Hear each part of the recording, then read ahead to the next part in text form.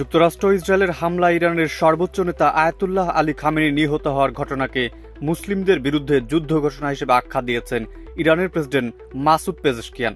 ১ March রোববার ইরানের রাষ্ট্রায়ত্ত টেলিভিশনে প্রচারিত এক বিবৃতিতে তিনি এ মন্তব্য করেন।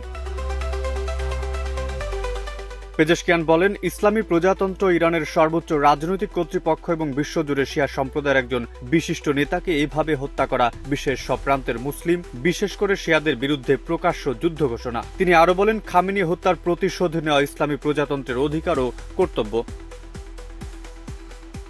যুক্তরাষ্ট্র ও ইসরায়েল যৌথ অভিযান চালিয়ে শনিবার ভোরে তেহরানে খামেনিকে হত্যা করে বলে দাবি করা হয়েছে। মার্কিন কেন্দ্রীয় গোয়েন্দা সংস্থা সিআইএ ও ইসরায়েলি গোয়েন্দাদের তথ্যের ভিত্তিতে উচ্চ পর্যায়ের এক গোপন বৈঠক চলাকালে এই হামলা চালানো হয়।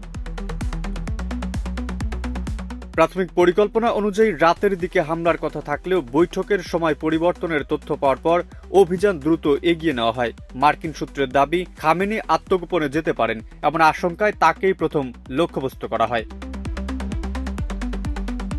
ইরানি নিরাপত্তা সূত্র জানিয়েছে, হামলার আগে খামেনি প্রতিরক্ষা পরিষদের সেক্রেটারি আলী শামখানি এবং সুপ্রিম ন্যাশনাল সিকিউরিটি কাউন্সিলের সেক্রেটারি আলী লারিজানির সঙ্গে বৈঠক করছিলেন। ইসরায়েলের দাবি, হামলায় ইসলামিক রেভলিউশনারি গার্ড কোরের কমান্ডার মোহাম্মদ পাকপুর সহ কয়েকজন শীর্ষ সামরিক ও রাজনৈতিক নেতা নিহত হয়েছেন।